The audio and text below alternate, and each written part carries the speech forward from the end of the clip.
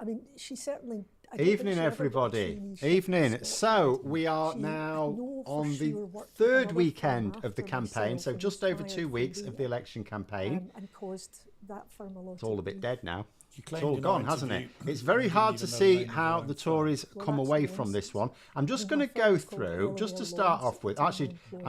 I'm going to go through a couple of Subsequently things first, just to amalgamated show with a where much we are. larger firm Obviously, I've called done lots. I've done Miller, several videos which on the included events that have led ourselves up to and here. another trade union firm First called of all, I just must McPhail's. point out a So little to keep the handbags at dawn. I connection with like the this one. firms and to keep Piers the Morgan goodwill, and Nigel he called Farage us having a McPhail fight Lawrence over Partnership in YouTube. Glasgow. And then a few Nigel years Farage saying, later, "Hi we Piers, were I'm all running for election. succeeded You're in running a Miller. YouTube account." To which Once you Piers Morgan started says, working for "You them, have a YouTube channel too as well, what but only happened? 374,000 Well, people I was out of subscribe the to it. office I quite a have lot 10 because times we as have an many office in subscribers." Glasgow He and an doesn't office in actually. He has Edinburgh. way more. So It's she about was seven. put Well, it's, onto a desk I where what calculated she had to do was 7.7 jot down times more, which is details still a of lot of anyone times. phoning in an accident So they're or having a anything. bit of Now, this was the fisticuffs. days before the internet. Obviously, they're So sort of we on had a opposing special sides. phone number, One a is free Talk phone TV, number. one is Members of the GB public News. could phone if they wanted advice about But an in terms accident. of So all she had relevance to do was to write the Rishi down the name Sunak and address of the situation, people, take some basic details, what's that and voice then in the get a background? There shouldn't be a solicitor voice to in the phone background. them. Hold She on. wouldn't have been Sorry, there capable. is. It's Piers Morgan. Sorry. I'd clicked on his YouTube channel to find out how many subscribers he had. It's obviously just auto-played. Apologies for that. Yeah, so Johnny Mercer here, who remember is a senior member of the government, and he tweeted this out. It's back on the doors in Plymouth today. Lots I can't control in this election, but we've got a good record locally and I'm proud of it. And I'm going to fight hard for your vote so we can continue this amazing journey in Plymouth together. Now, here's the thing.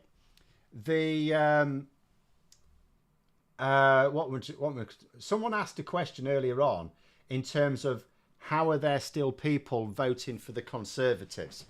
And this tweet gives you part of the answer to that. Because there are two types of people. At this point, yeah, I mean, at this point, there can only be, I suppose, three types of people who vote for the Conservatives, but one type is statistically insignificant. It is people who actually gain from a Conservative government. So we can ignore those because there's only like 5 of those in the country. In terms of why people would vote Conservative, some will just be so tribally attached to the Conservatives that they will do so come what may. It's like no matter how bad things are, they have a certain level of support. Now, they could lose that in future elections if they collapse into nothingness. But there are a lot of people that will think to themselves, it's this or Labour, and they will just think to themselves, we'd prefer this than Labour. So there's always that many people. However, there are other voters as well who are not that ideologically wedded to the Conservatives, who will vote Conservative for a local MP that they think has done them right. So there's now going to be a lot of attitude, like Johnny Mercer has expressed this sentiment, but there's going to be a lot of Conservative candidates that try and do the same thing if they have been MPs, which is to play on the I'm your local MP line, because there will be voters who think, actually, you've been quite a good local MP for us. They may not think it of Johnny Mercer, but, I mean, they may, I don't know.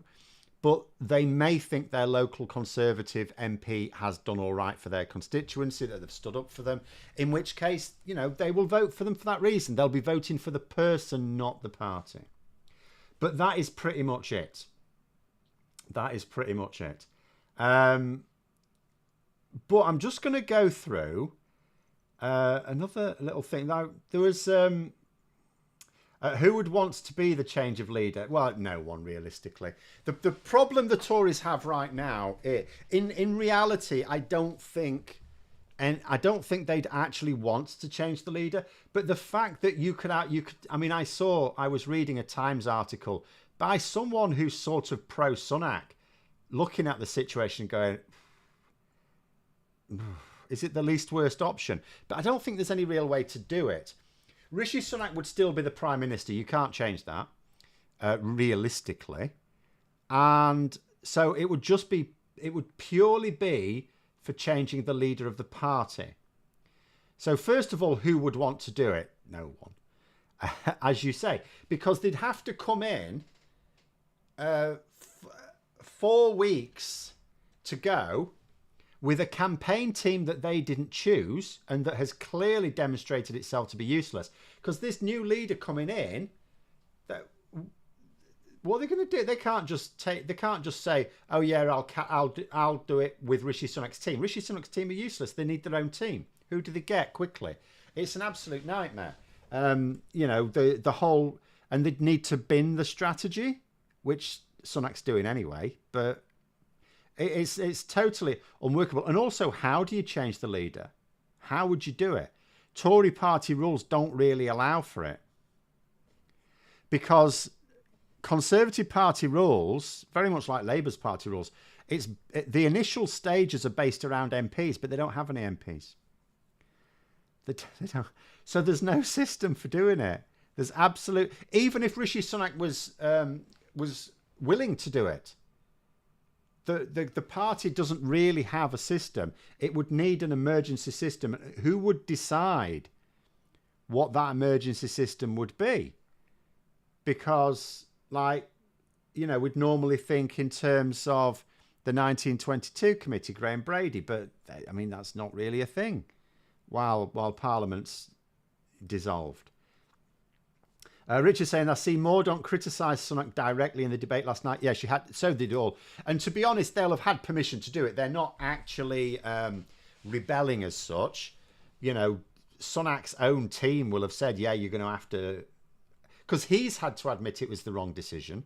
So inevitably, it's basically saying to the rest of his even government. So this is not... Although it would sound like when you criticise your leader, that sounds like a bit of a...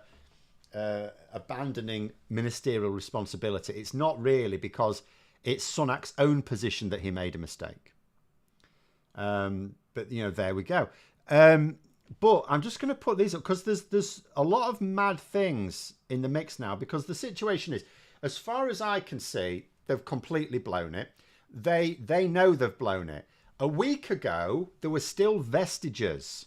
You could still find articles in the darkened recesses of Tory Copeland talking about 1992. For those who don't know, 1992 was a year where people thought Labour would win the election and then the Conservatives won. In reality, there's a lot of urban myths about it, and people, the polling didn't actually point to a clear Labour victory at all, but the polls did favour Labour, shall we say. And it's but it's quite clear for a very long time. There's no parallels with 1992, none at all. You could go down all the individual elements of 1992, none of them apply. In 1992, the Conservatives were leading in the polls on quite a lot of... they were leading on the polls in general, but they were leading on the polls in quite a lot of areas, individual areas. They're not now.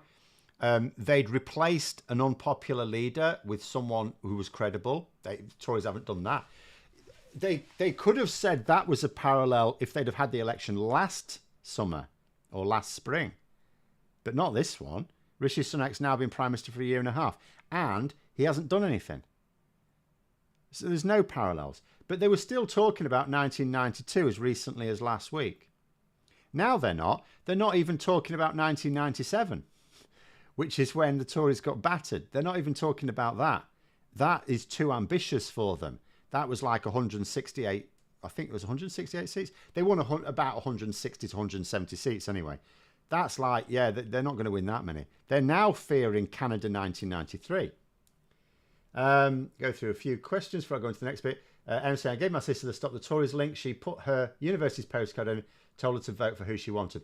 So what she may want to do, that basically means the Conservatives are not going to win, which is quite common for a university student. A lot of university students live on a campus in a city. A lot of cities tend to vote, probably Labour, quite strongly. Not all, but there's a lot of university campuses that are likely to be based in a very strong in a very strong area for some party or the other, but usually Labour if it's in England.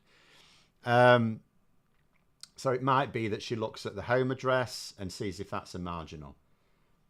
Basically, if it gives you advice, it means the Conservatives have a chance of winning. Would I say Sunak has blown it greater than Corbyn blew it in 2019? Oh God, yeah. Yeah. Oh no, this is it's on a different level. This is way more incompetent. Labour's 2019 campaign was very bad. It was bad for allowing the election when they were behind in the polls and they didn't need to. Because that's been the argument for why Rishi Sunak hasn't held the election earlier. Because why would you call the election when you're so far behind in the polls? Well, Labour did that in 2019 because although they didn't call for it, they could have stopped it on the night. And I know to begin with it wasn't their fault, but on the night it was. But the actual campaign itself was not good. For example, one famous time, the shadow cabinet were all briefed to go out and they were going to be talking about their healthcare policies one morning. So it's healthcare, right? This is what we're doing. This is what we're doing, healthcare. And then all of a sudden they announced, Corbyn's team announced the free broadband policy. And like everyone else was like, what the hell, man? We were talking about healthcare. What's this about? So, you know, that's what Sunak's doing with his party now. Only he's doing it every day. Every single day. There is no plan. There is no plan. There's no script. There's no manifesto.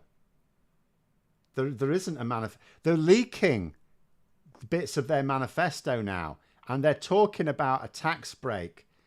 They're talking about like reducing stamp duty to a level it's already been reduced to. It's like it's already there. Oh, you know, first-time buyers won't have stamp duty up to a certain value. It's like they already don't. So it's utterly mad. Leonardo saying, who is most likely to win in Clacton? I honestly could not tell you. I have no idea at all. There are going to be a small number of seats where there will not be enough reliable information. So if we go over individual seats, before I go on to the bit I really want to talk about, there are a small number of seats where MRP polls will not serve you well on their own. Because remember, an MRP poll cannot take account of local... It can only take account of national attitudes towards different parties based on voter characteristics. So it can't take account of unique local issues.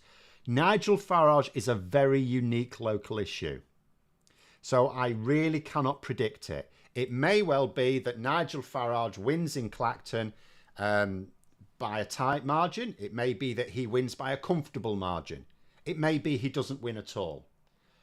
Multiple MRP polls all say different things about Reform UK. But remember, MRP polls are only comparing generic Conservative candidate with generic Labour candidate with generic Reform UK candidate.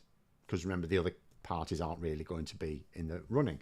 Now, although Labour and the Conservatives have a generic candidate, albeit, is the Conservative like, were they previously the MP? I'm not sure. I could check later. But I don't think they're particularly well known. So although Labour and the Conservatives have generic candidates, Nigel Farage is not a generic candidate. In fact, when I've said before that Reform UK are pulling their votes off the Conservatives, like most of the Conservatives, hardly any off Labour. They're pulling hardly any votes off Labour. But Nigel Farage does have the capacity to even pull votes off Labour. So he's a very different beast. I honestly could not tell you what's going to happen in Clacton. There are a small number of other seats that that's the most, I would say Clacton's the most extreme in terms of knowing how the chips are going to fall, because there's really not enough information. Because all the information, unless you do a specific constituency poll in Clacton, unless someone does that, and someone might do that, but unless you did, you're going off how voters with certain characteristics are going to behave to certain parties. But he, as a candidate, is a very unique beast. Shouldn't Labour find out who made that "He left them on the beaches" slogan, put it all over their election literature? Yes, or at least put it. At least say, "Can we buy it off you?" And we'll put it up on billboards all over the country. Or in the yes, they should do that. Or the Lib Dems should do that.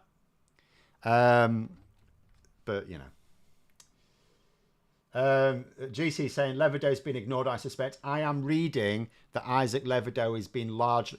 Basically, as I understand it, Levido's not going to come out of this with any credit, and deservedly so. But as I'm reading reports that basically Sunak's personal team is taking charge of the day-to-day campaigning, which shouldn't be the case. Isaac Levido should be running the show. I get the impression he's not. So that's just dysfunctional. Rishi Sunak's close advisors are absolute muppets. Incredible. Let's go through some things that Bloomberg wrote some pretty interesting things here. There's a right list of things. I need to remember to post the link to this article below for those watching it later on. Hopefully I'll remember to do that. So here's the situation as the Conservatives see it. So this is from their point of view. So first, and there's a lot of points here.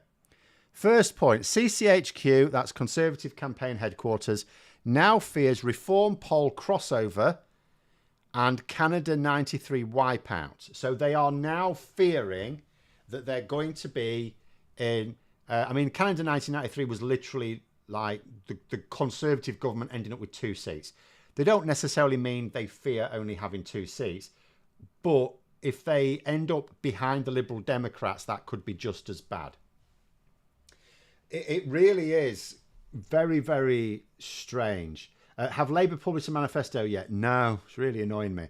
But it has now been signed off, albeit without Unite support, which is unfortunate. But, you know, so next week, I guess towards the end of next week, it's really annoying.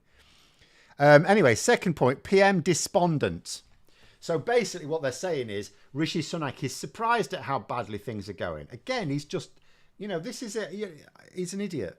I cannot understand how someone who has a brain, he was an investment banker, you know, it's not a profession for stupid people.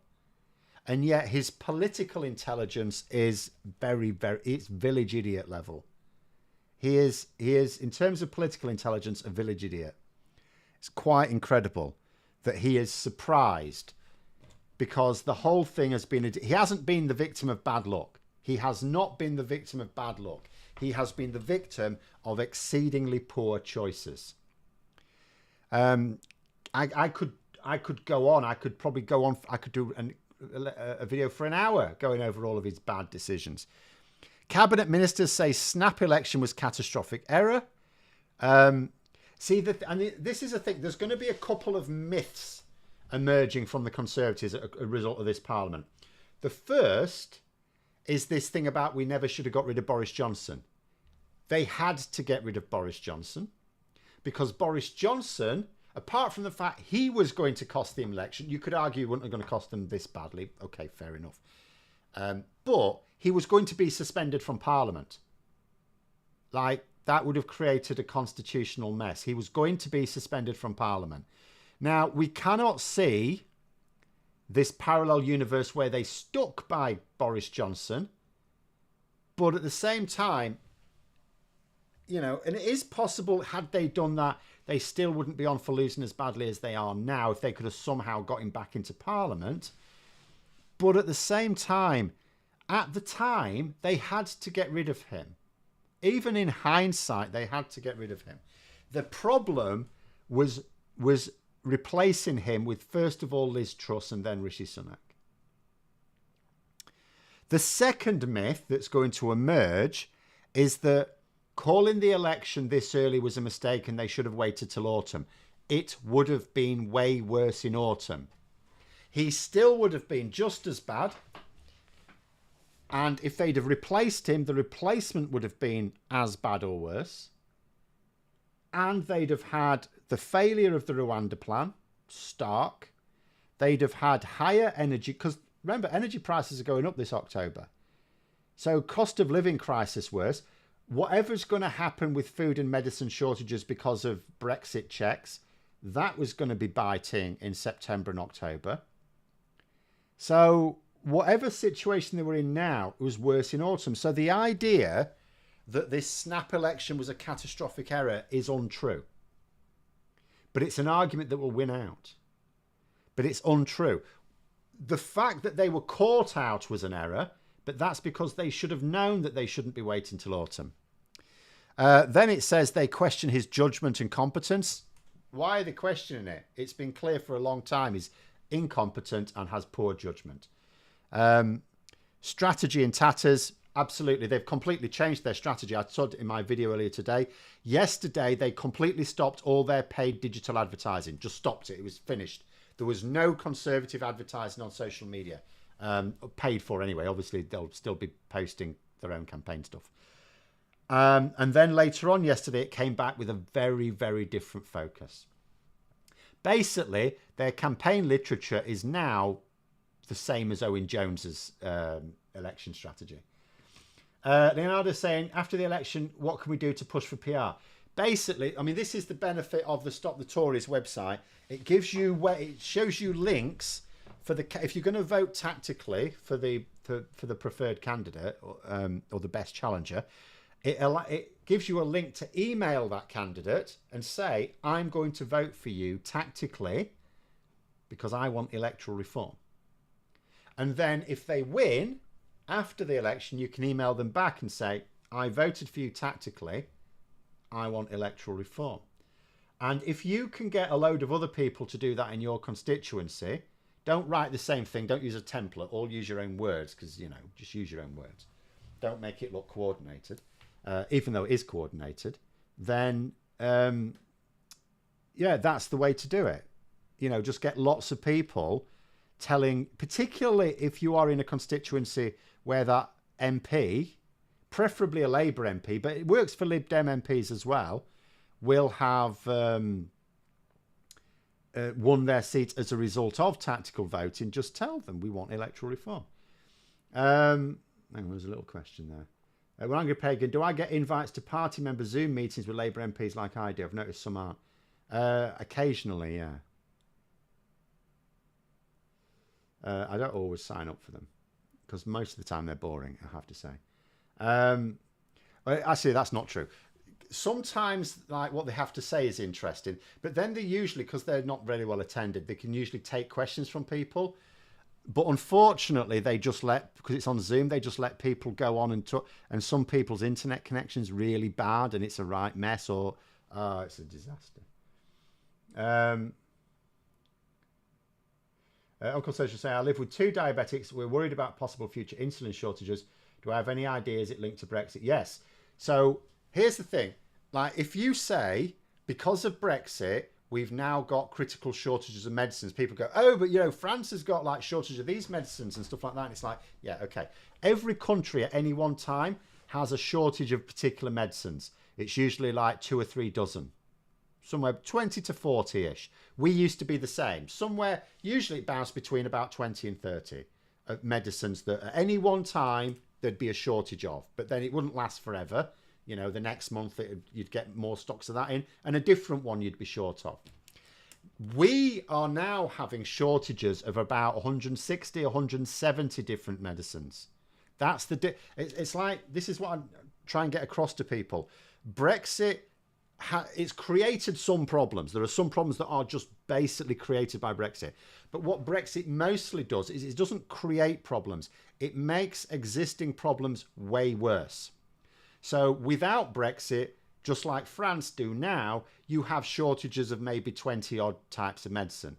With Brexit, we have shortages at any one time of like 170, 180, something like that. It is worrying, and it is linked to Brexit. It has to be, because of the extra paperwork that has to be completed to send us anything. So the way medicines are manufactured in this country, even medicines that are manufactured in Britain, use materials or raw substances or other components that are produced in the single market. So you have this thing where, you know, the supply chains are Europe-wide. So you're moving materials around. Like, the process of creating a drug can cover multiple different parts of Europe. And every time anything has to pass from Britain to Europe or from Europe to Britain, you have trade friction. So it massively slows the process down. Anyway, do I think Rishi Sunak's going to swiftly join the territorial army, called reserves now, to show how pro-military he is? No, but he's going to have to do something, because his constituency... So Sam Friedman, who's a rather more famous political commentator than I am, he looked it up and found there was something like... I forgot what it was now. It was something like there were 7,000 veterans, because Catterick Garrison's in his constituency. It's a big military area. So there's about 7,000 veterans there, and there's like something like 13,000 people who work at the garrison. It's huge. 13,000 people work there. So he worked out there's about a quarter of everyone there in his constituency is directly connected to that garrison. So it's a big military constituency, and he's just like pissed all over them. So he's going to have to do something, I feel.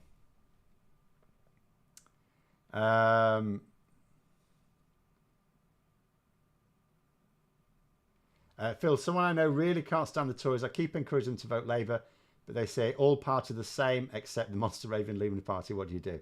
Well, let them vote Monster Raven Lunar Party. At the end of the day, I mean, when the manifestos come out, you could say, well, do you want to compare the manifestos and tell me that they're still the same? It's just one of those things. Or you could ask, in fact, okay, let me just, hold on, let me find something really quickly. Although you can look this up. So Gordon Brown, if you remember, when Gordon Brown became Prime Minister, Labour had already been in power for basically 10 years. And he, at a conference, didn't he? He reeled off a load of things Labour had done. I have the list here. I'm not going to go through all of them, but it's like National Minimum Wage, Low Pay Commission, Human Rights Act, more than double the number of apprenticeships, trebled NHS spending, 4 new medical schools, 42,400 extra teachers, 212,000 more support staff, scrapped Section 28, civil partnerships, doubled overseas aid. He also, remember, Labour also cancelled debt for the poorest countries, right? Sure Start, Angela Rayner's gig, or she benefited from at the time. Lifted 900,000 pensioners out of poverty. Good Friday Agreement, although that was a joint effort. Tax credits, Equality and Human Rights Commission, reduced the number of people waiting over 6 months for an operation, blah, blah, blah. And that's just the first few lines, and the thing goes on for a page. They were able to rattle off a load of things for their record. Ask yourself this. If the Conservatives have achieved anything in the last 14 years, why aren't they talking about it? We've had 2 TV debates now. Can anyone tell me, in all honesty, that that either Rishi Sunak or Penny Mordaunt were able to name a single thing that they've actually done? Because normally if you ask a Conservative what they've actually done in 14 years, they'll say Brexit, but they didn't even say that, did they? They don't even want to say that. So can anyone think of anything that they've actually done? It's they really have done nothing. They can say Brexit, but to most audiences these days, they won't even say that. Someone saying, convinced Sunak wants to lose his seat so he doesn't have to quit after the general election, then hightail it to America in time to get his kids into school. Well, yes, it would make the process of doing that more easier if he doesn't even win his seat. However, I am going to say I don't think his ego can take it. I'm not sure that his ego can take it, if I'm honest.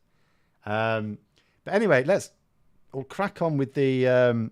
but that's what I would do, find that list of things list of Labour achievements Gordon Brown claimed. Or just find list of Labour achievements 97 to 2010, because he actually did things as Prime Minister as well, although a great deal of the more famous ones. Are you saying Labour manifesto's out now? I'm reading it. Oh, okay. Why didn't I get an email about that? I signed up. Well, I'm not going to do it live, so no. Are you sure? Because I'm on the website and it's not there. I'm on the actual link. Okay, Carl's insistent, but it's not on the actual web page where it should be.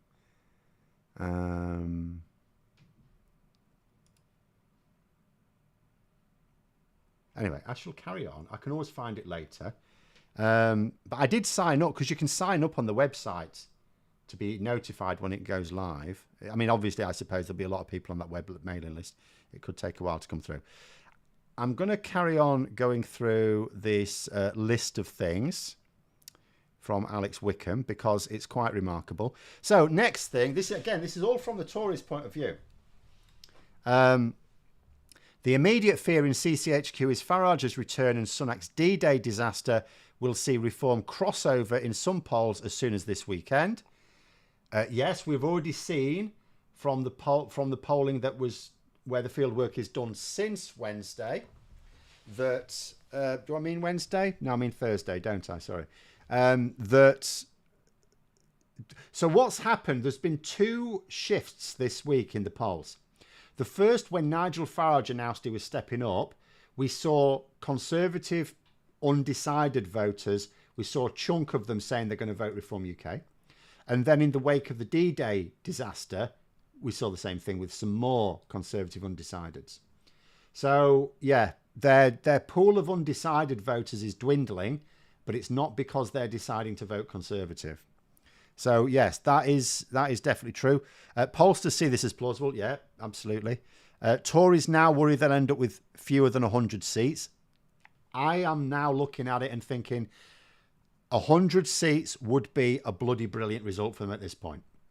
You know, we've gone from a week ago, I said, you know, MRP polls are putting them on like 150 or 140 to 150 seats, say, or a lot of them.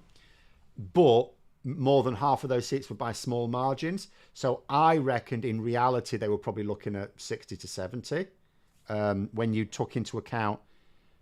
I mean, let's be honest. You know, when people keep saying things like, oh, the polls will narrow, as if it's just a thing that happens. No, it's not. It's not a thing that happens at all. It's actually unusual for the polls to narrow. I don't know where people get this idea.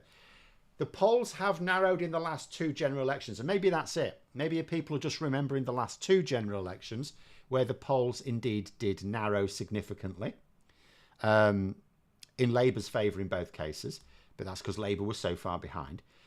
And people just assumed that the same thing would happen, but in favour of the Conservatives this time. But it's like, but you still have to do something.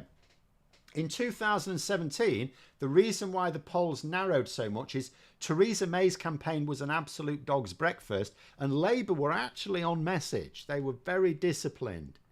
2019, Labour much less disciplined, but they were still, you know, individual policies were popular, so it allowed them to narrow it.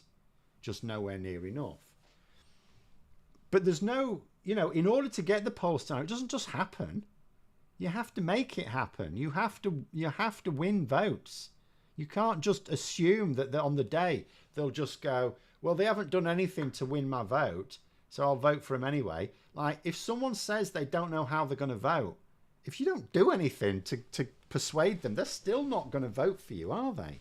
Like, a small number will, but not many. So, and their campaign's been a disaster. The first 2, the way the election was announced was tragic. The next 2 days were awful. Then, so do people know that Rishi Sunak is not in hiding today? He's going out campaigning, but he's refused to talk to journalists. Do you know that? He's refused to do any interviews. He's even refused to talk to them off camera. Sometimes he'll talk to them off camera.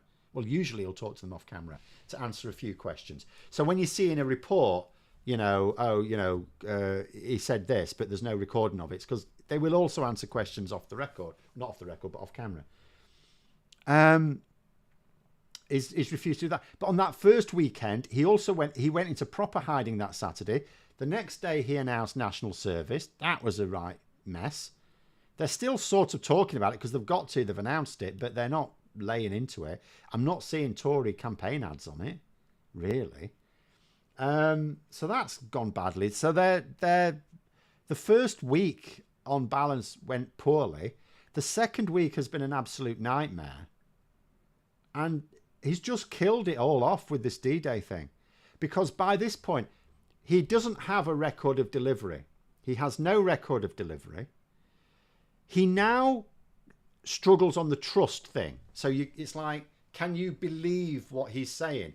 Well, after that Treasury letter, it's very difficult to say, because he's a liar. He's a proven liar now.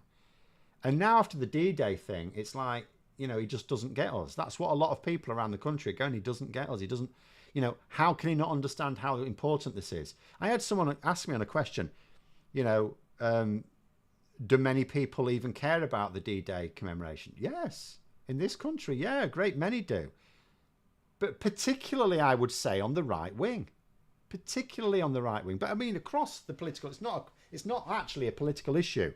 A lot of people, but you would say those on the right wing are surely, I mean, there's a certain section of the right wing vote that they positively venerate anything to do with World War II. It's why you'll see them when they're doing their stupid AI memes. There's always a Spitfire in there somewhere, isn't there? You know, isn't it? Oh, they elevate anything to do with World War II as if it was some golden age, as opposed to when we were on our arse fighting against a much bigger power. Phil Sunak is hiding in a walled garden in Bishop Auckland today. Yeah, I saw that. Yeah, I saw it with the watering can. It was like, I almost thought it was an analogy for the votes pouring away. Should Labour distribute the Led by Donkeys video on Rishi Sunak and Nigel Farage's life? Well, Labour don't have to do it officially, but, you know, other people can. I'd always recommend that. But I know what you mean in terms of Labour specifically, because Nigel Farage could, in theory, do them some good. I would say no. Nigel Farage is very toxic. So I would still say I would like as many people as possible to see Nigel Farage for who he is. But anyway, we'll carry on.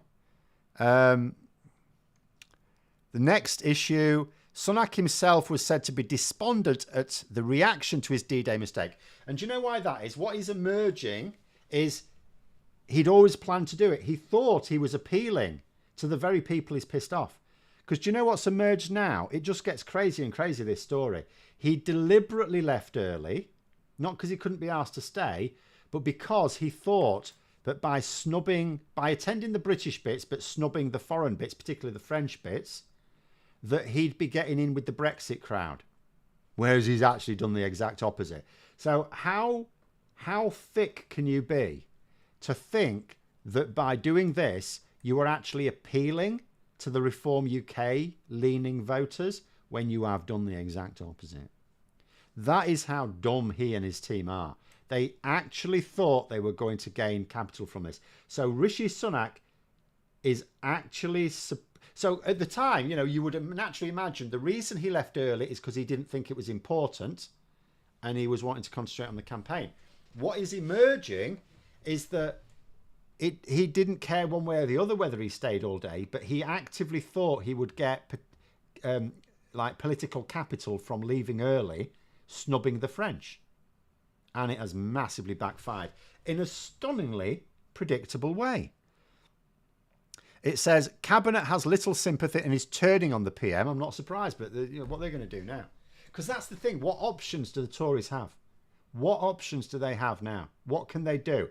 All they can do, just going to get rid of this momentarily, is what Johnny Mercer's doing. Plug their own local credentials. That's all they can do now. The national party machine, unless there's... I mean, I know I've talked in the past, and it could still be to come, there may well be some targeted social media campaign, some really dirty targeted social media campaign that's designed to go in the last week of the campaign, something like that. That's possible. That is possible. I have feared it. But now I'm looking at it and thinking, even that might misfire. They actually might not. This might be it. It might be that the Tories have absolutely nothing left in their locker. So the best thing that Tory MPs can probably do, or Tory candidates, sorry, apologies, Tory candidates can do is just go and run a local campaign and sod the... What's the point? Even when their manifesto comes out, throw it in the bin. Don't worry about it. Forget it. Just run a local campaign. I'm a local candidate for local people. We'll have no Sunak here. On to the next bit.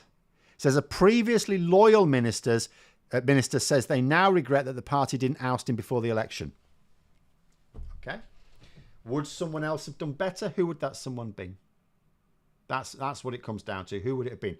The reason they didn't get rid of him wasn't because, admittedly, some of them are surprised. But I am not. Anyone who's watched my videos will know. Okay, some things have surprised me. I'll admit that. Some things have surprised me. The D-Day thing, that surprised me. Everything else is not a surprise to me. Everything else that Sunak has done is not a surprise to me. I have said for the longest time, have I not, that Rishi Sunak will be awful when he's unleashed on the public. And I said very clearly why I was saying that, because he had not been practicing. Keir Starmer had been going out and about for years. He's gone out to the public.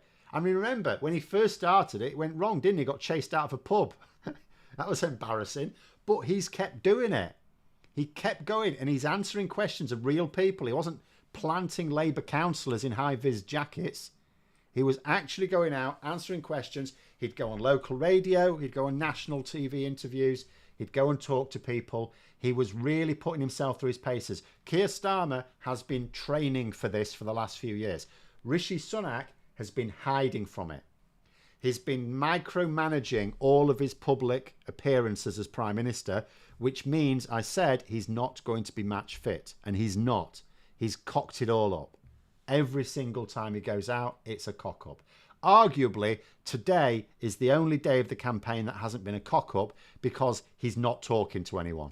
Like, no one can report on what he's doing because he's not talking to anyone. But he's also not making gains either. After 97, Robin Cook said Labour could govern for 20 years. Could this be feasible after 2024? Well, given that they only governed for 13 years, what I would say is you have to caution there. You can argue, if it were not for the banking crash, that Labour could still have carried on. The problem is that Labour, like, they ran such a good campaign in 97, you could be forgiven for thinking, and they did think, we know how to win now. Because they'd done something in a very different way, and it worked, they thought, this is it, this is the formula, just use this. What they failed to realise is, first of all, they can cock up and damage their own record. Obviously, Labour did mess up big style in a number of ways. It was still net positive, just to be clear. But they did still cock up. And also, the banking crisis, right, okay, not their fault, but actually Rishi Sunak's fault. But things like that will happen. And if you can't manage a campaign when something like that happens, you cannot expect to govern for 20 years. Now, the question is, Labour, all Labour have proving here is they can win from opposition. That's all they're proving. And it's all Labour had proved in 97. Can they win? First of all, can they win from a position of power? Keir Starmer hasn't proven that yet. Can he win the next election? We can have confidence, but we don't know. He's not tested on that yet. Then the next question becomes, can you keep winning even when your government's getting on a bit? So the Conservatives, the first Conservative government I knew, lasted, what was it, 18 years, wasn't it? It lasted 18 years. Can Labour last 18 years? In order to do that, it has to be able to win elections when it's sort of a case of people are sort of getting complacent about it. Say John Sunak has not been unleashed on the public at all. He has a bit. Oh yeah. Yesterday he did a bit, and he got heckled by someone in his own party, and then laughed at them, which is no good. Anyway, next one. In fact, this is a quote from someone, from a pollster. If you had to design something that would cut through with voters in the most negative way possible, this D-Day fiasco would be it. I mean, I've said that myself. That's really clear. It's like this is why, after that D-Day thing, I think I tweeted out, and I think I may have even done it in a video, Rishi Sunak might as well forget about the Reform UK voters now. He's lost them. And that's the tragedy of it all for the Tories. They've spent all this time prioritising chasing after Reform UK voters, or Reform UK leaning voters. And they've been doing it in the wrong way. And I've said for a long time they've been doing it in the wrong way. So it's been no surprise to me that Reform UK have just increased their share of the vote. And yet, Rishi Sunak has now done something that if you wanted to piss off those voters, this is what you would do. Absolute mad. Sunak's team has briefed out the manifesto early to try to move on from D-Day, but there's horror amongst Tories that the main policy appears to be just a stamp duty cut, hardly a game changer. And as it's not even a real stamp duty cut. Little question. Did I notice that on the first debate, Starmer seemed to actually get pissed off and insulted by Sunak's attacks about national security? He gave the impression, whether he was embellishing it or whether he genuinely was pissed off, I really couldn't tell you. But I did notice that, yeah. He was given the impression of being seething, but it could have been, a bit of an act. In fact, I hope it was, because I don't like the idea of a prime minister where it's so easy to press their buttons, because he's going to have to deal with like other heads of government who will seek to and if he's going to give the impression that he's really easy to rile up, a bit like we don't want a situation where it's Sir Alex Ferguson against Kevin Keegan. In that scenario, we don't want I like Kevin Keegan's his footballing abilities anyway. Less his views on women, shall we say. But at the same time, we don't want our Prime Minister to be a Kevin Keegan who's easily wound up. So I hope it was an act. Otherwise, that's worrying. He's saying Starmer has a sell-by date, 6 years max if he's lucky. Possibly. We will see. We will see. That is for the future, however. Why do people say Labour and the Tories are the same? Because the Tories put that message out and they know they've got a willing audience. They share each other's messages. If you look at the Tories and like the Owen Jones and Corbynistas and all that brigade, they use the same lines. Because there are people who have an interest in people believing it's true. The Tories obviously have an interest in people believing it's true because then they'll vote. Because the default choice in this country is Conservative. There's a reason why it's almost always a Conservative government. They are just seen as the default choice. So in order for Labour to win, people have to vote against the default choice, right?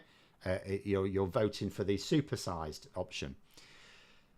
And the reason why many on what you'd call the hard left want it is because there's a lot of money in being angry. And it's easier to be angry at the Tories. They can be angry, don't get me wrong, they'll still have their grift on with Labour in power. Oh, they can still complain about Labour, and if something's going well, it's not going well enough. And every time they do slip up, and they will slip up, they'll say, well, this is disgraceful, this is why we never should have had them, they should resign immediately. So they'll still be doing that. But let's be honest, it's way easier to rage against a Tory government. So there's people who have a financial interest in there being a Tory government. It's really that simple. And so you have this message coming from both sides of politics, trying to convince people that there's no difference between them, because there is for some people it's not pure. I suppose it's not financial. They just want the social media clicks. They may not make money off it. For example, they may be on Twitter where you can't make money off it really. But they want to seem relevant by attacking the government. It's way easier to attack a Tory government than a Labour government. Punit saying that for campaigning, went to retirement home today, sort of place the Tories send buses to on polling day. This year it's turning red. Very upset over D-Day debacle. It will be. There's polling evidence for it as well, but there's a massive amount of anecdotal evidence that lifelong Tory voters are not voting Tory. And part of it will be because the Conservative Party has changed this. In this Parliament, it's fundamentally changed. Remember, before all of this, Boris Johnson was losing core Tory voters. He was already losing them before anything like this happened. But obviously, Sunak has basically made the situation worse.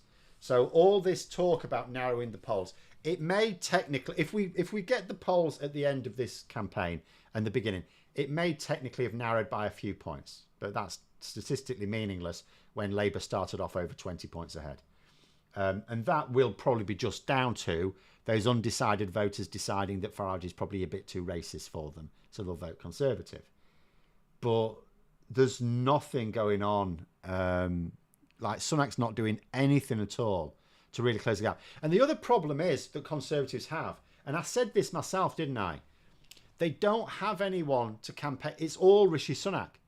Think about it. Whenever you've seen general election coverage for the Conservatives, who is it leading it? Rishi Sunak. Where's the rest of the cabinet? Whereas if you look at Labour, yes, you've got Keir Starmer going out a lot because a lot of people do treat it like a presidential election.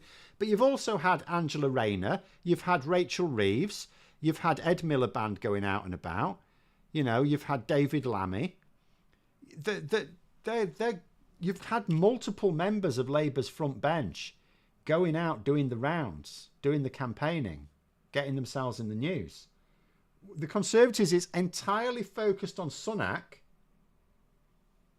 but he's rubbish. It's not like Boris Johnson 2019. Hypothetically speaking, if Sunak loses his seat and Tories are still in second place, who's leader of the opposition?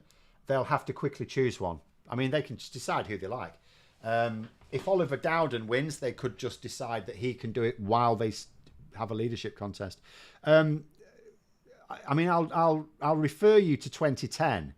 So Gordon Brown didn't lose his seat, but he did immediately resign as Labour leader. So Harriet Harman acted as caretaker leader. Labour MPs just said Harriet Harman can do that job. Margaret Beckett's done it herself when John Smith died. So when John Smith died, was it Margaret? I'm sure it was Margaret Beckett that sort of took over as caretaker while the leadership contest went in. So yeah, they'll just pick someone. They'll just pick someone. They'll probably pick someone who's not likely to run in the leadership contest. So they may well pick someone like Oliver Dowden if he win. I can't actually remember if Oliver Dowden's likely to win, but it's possible they just pick him. Oh God, Oliver Dowden, how bad can things get? Do you know what? It doesn't really matter who they pick, because think about what PMQs is going to be like. So let's say the Conservatives are still in second place, so their leader is still the leader of the opposition, right? What are they going to do? They'll have 6 questions. The first PMQs, what are they going to ask? There's nothing to ask about. They'll just get up. I'll tell you what they do. Uncle Social confirming there, Beckett did take over when Smith died. It's quite funny, isn't it? They're the only female Labour leaders that Labour have ever had have been the unelected ones. But anyway,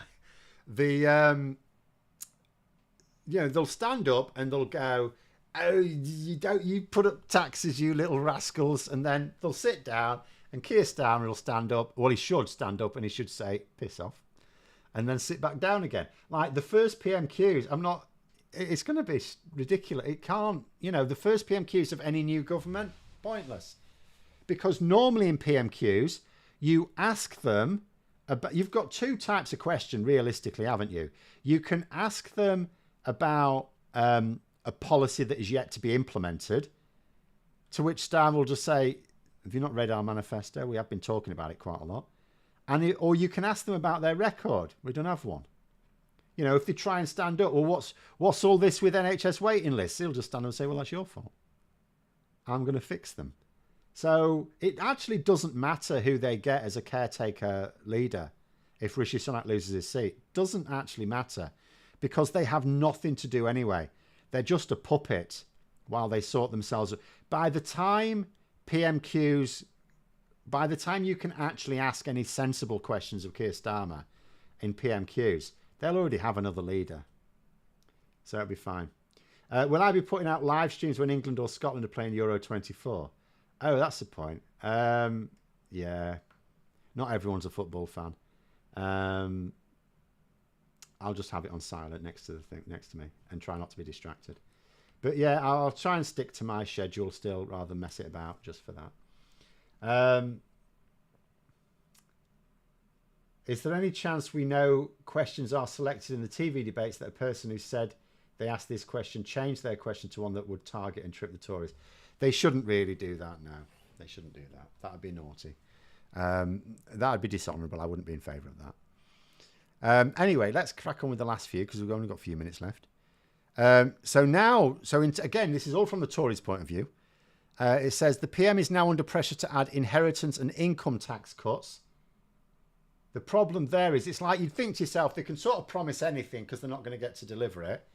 But at the same time, they've still got to make the books balance. Otherwise, there's plenty of independent groups that will come out, well, this is actually going to crash the economy. Ministers say Sunak made disastrous error calling July election. I've already covered that. No, he didn't. He made an error in not being ready for a July election. They're damning of the campaign. Well, the campaign's a mess. But then I would also say, what have Tory MPs done to help with the campaign? What have they done? Why aren't their cabinet ministers taking their share of the load here? Where's James Cleverly? Where's Jeremy Hunt? You know, where's anyone? Ironically, the only cabinet minister who's done anything to campaign nationally, I don't mean just in their own seats, but nationally, the only cabinet minister, apart from Rishi Sunak, to have got out and about there, as far as I can tell, is Michael Gove, and he's stepping down. One said apologising for D-Day was incompetent because it just drew more more attention. No, I think he had to apologise. I think if he was always going to be forced to apologise for it, and the longer he left it, the worse it would get. So whoever said that is again an idiot. They're just as idiot as Sunak. PM should have hired veteran campaigners, not relied on number 10 team. They said, yes, inevitably. His team are rubbish. Absolutely rubbish. Several ministers said Sunak's strategy of targeting reform voters in the opening 2 weeks in an effort to close the gap with Labour had badly failed. Yeah, but I go further. His strategy of targeting reform voters in the last year and a half has badly failed. They also think it was responsible for provoking Farage into returning to the political front line. No, it was not. Nigel Farage, whatever caused Nigel Farage to step up had nothing to do with Rishi Sunak. It will have been, Richard Tice inevitably will have been part of it. It may also have been related to Donald Trump's convictions and him having a much lower chance now of winning the presidency. It will have had nothing to do with Rishi Sunak's campaign. So that'll be nonsense. Some want Sunak to offer Farage whatever it takes for a deal. Team Farage say no chance, and I believe them. What on earth can they possibly offer him that he can't get with more later on? You know, Tories now say Farage poses a long-term existential threat. Yeah, oh, they've only just worked that out, have they? As he'll try to use his platform in Parliament to force them to the right. Yes, of course they will. This is entirely their fault for 10 years ago going along with it. Pollinator, any predictions on what the next Sunak gaffe will be? I mean, it'll be more of the same in terms of the predictable stuff. He'll go out in public, someone will tackle him about something and he'll laugh nervously at them as he always does. Or he'll just be criticised for micromanaging. Who knows what the next head-to-head with Starmer will be like in the debate. Like, the thing is, there's like 4 more weeks. Well, no, not quite 4 more weeks of it now. What have we got? We're on Saturday. So there's 26 days then, isn't there? Until 26 days and 2 hours and 2 minutes till the polls close. That's a lot of time. That's a lot of time to cock something up. It'll be interesting. I'll be interested to see what they try and launch on Monday. I wonder if they're even announcing something tonight for the Sunday papers. It's quite funny. I'll tell you what I tweeted out earlier. This is what I tweeted out. I've been getting quite a lot of responses.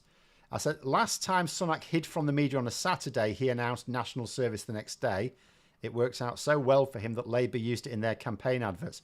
What nostalgic policy will Sunak announce for tomorrow, bringing back tellies that take 5 minutes to turn on? Some of the younger ones won't know what that means. Quite a lot have said hanging.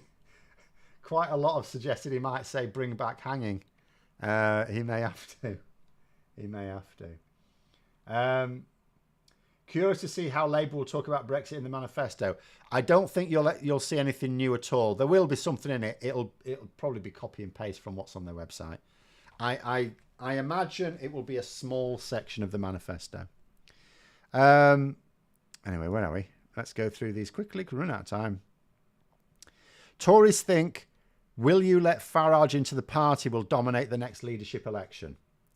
So it'll come down to that. And so whereas in the past it's what do you think about Brexit, now it'll be what do you think about Farage. Patel Braverman likely to say yes. Tugendhat no. Badenoch, who knows. Conservative Home suggests 7 out of 10 Tory members want him in. That could mean a right-wing takeover. I mean, this is what I talked about recently. It's very much on the cards.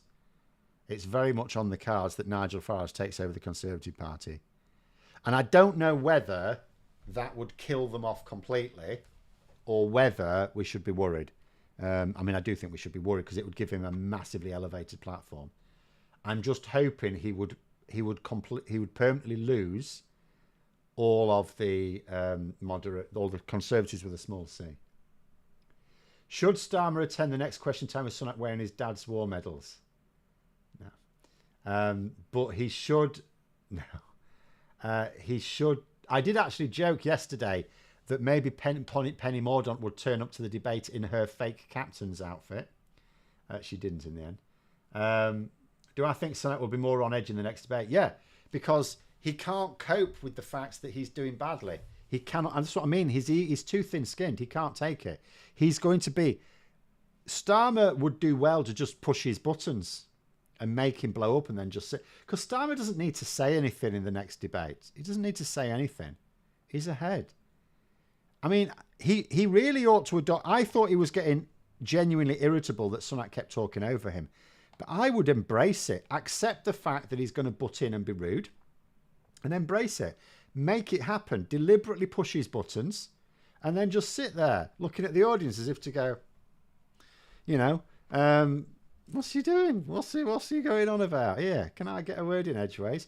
You know, just do a lot of that. And then Starmer will love it if he doesn't. The less he can say, if he can blame, you know, if people say afterwards, we didn't say very much then. Well, I didn't get a word in edgeways, did I? That would be a perfect outcome for him. Next bit here, because we have run out of time. If snap election defeat sees Farage launch a hostile takeover of the Tories, it could go down as one of the greatest miscalculations in British political history, Minister says. But here's the thing. It's not Sunak's miscalculation. It's that miscalculation was made before Sunak even became an MP. He became an MP in 2015. That miscalculation was already made by David Cameron. It's just that Sunak did nothing to steer the course away. But he didn't move on to that direction. He didn't change the Conservative Party down that line. He just carried on down that line. Others before him had steered him in that direction. It says that could see Sunak remembered as even worse PM than Truss. I think that's his legacy anyway. I think at the very least, he will be considered a worse Conservative Party leader than Truss. I think the results that are coming, we're not even halfway through the campaign, and who knows, something could happen. Labour could mess up. Or, you know, something might happen that the campaign... I mean, maybe Rishi Sunak does sack some of his team and get some better people in. You can't rule these things out. But on the balance of probability, looking at what's happening now, you would imagine that the results, this talk about, we could win fewer than 100 seats, I can't bring myself to say that anything is suggesting that the Tories are odds-on favourites to finish in third place, but it's looking more likely. And this is my point about tactical voting as well. It's not about, you know, people could naturally assume, because I'm a Labour supporter and a Labour member indeed, that, I'm just using it because I'd like to see a large Labour majority. I'm actually going to be honest. In terms of Labour majorities, 370 is a really nice majority. That would be a bit bigger than Boris Johnson won. 370 is very comfortable. 400 is luxury. Anything above 400 is actually an administrative pain in the arse. Anything above 400 brings its own problems. However, those problems are still smaller than having a load of Tory MPs. So this is not about a Labour government anymore. This election used to be about getting a Labour government, for me. That we've passed that, but that's happening. You know, people on the street, yeah, any of you out campaigning, you can't think like that. Labour candidates themselves can't think like that. Labour staffers can't think like that. I can. But the game now is getting rid of the Tories. That's what tactical voting's for. It's getting rid of the Tories. Getting rid of as many of them as possible. As many as possible. I have seen already evidence that in some marginals, in some Labour Conservative marginals, there's evidence that the Lib Dems are sort of not doing much. In some Lib Dem Conservative marginals, there's evidence that some Labour CLPs are not doing much. Now, there are other ones where they are. It's not going to be a nationally coordinated campaign, but some local groups have got the good sense to see that the game in town is getting rid of the Tories here. And that's what it's about, really. But there we are anyway. Let's do the last couple of ones. Innovation Unboxing Channel. I'm thinking we should all be scared about going further to the right. The far right's the most horrid of politics. Just look at Germany. You say Germany, Germany was the most extreme example of it. We've had so many other examples in Europe. Since then, fascism has come to Europe in multiple countries in Europe in the last 100 years. And it never works out well. Ever. It always ends in absolute carnage. And usually someone hanging by a lamppost. So really, yes, we could do with not going down that road. I was genuinely afraid of it a few years ago. A few years ago, I was genuinely fearful. Now we've got respite. I don't see us as having avoided it. We've got respite. But while the fascists are still being treated as if their views are somehow valid, we are always at danger. And it is, for my opinion, it's Labour's highest duty now to prevent that danger realising itself, which is why Labour must prioritise, whether they won't say it, but they must prioritise putting us on a path to electoral reform and media reform. And then lots of other reforms will just come from that. When did I think Labour winning was on the table this Parliament? It's quite an interesting question because to begin with, it was a minority government. I mean, they were on, you could see the potential for minority government even late 2020. We did then have the vaccine bounce. But even at the time, in early 2021, you knew it was a vaccine bounce. So I knew that Labour would, by the end of 2020, it was clear that Labour could form a government at the next election. But we were talking a minority government. I saw no way for them to win a majority. Like, fast forward now and it's absolutely insane. Fast forward now and it's insane. In terms of them winning a majority government, that became... So I would say mid-2022 when Boris Johnson was falling. At that point, then it became, yeah, Labour could win a majority here. After Liz Truss, it became, at that point, it was basically certain.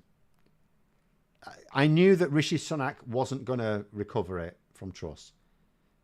He wasn't going to be able to make up for Liz Truss. He wasn't clever enough. He wasn't politically clever enough. Liz Truss completely finished any chance that the Tories had to win the next election. But even I was a bit surprised just how bad Sunak has. I thought he would at least be better than Truss. So I was wrong about that. But there we go anyway. We'll have to call it there. We've gone well over. Thanks very much for coming, everyone. Exciting times. I'll tell you what to watch out for next week. My last little point. What to watch out for next week. So nominations are finished now. Candidates are in. So how many of them are going to get outed next week of having done something awful? Which will leave the party with a choice. They'll have to judge how awful is it, this whatever they've done in their past that we didn't know about. Do they stick by them or do they sack them but can't replace them with anyone? And I am hopeful that none of this happens for a Labour candidate. But that's what's to watch out for next week. Candidates. In fact, there's already been a bit of dodgy dealing. A Reform UK candidate pulled out at the last minute against Gavin Williamson. So Gavin Williamson now has a way better chance of winning his seat because there's no Reform UK candidate there. Because the Reform UK candidate that was selected did the dirty on his own party at the last minute. It was too late to do anything about it. But expect shenanigans next week. Expect shenanigans. But anyway, we'll leave it there. Thanks for coming on, everyone. Don't forget to click a like button on your way out. Have a great evening, and until next time, I'll see you later.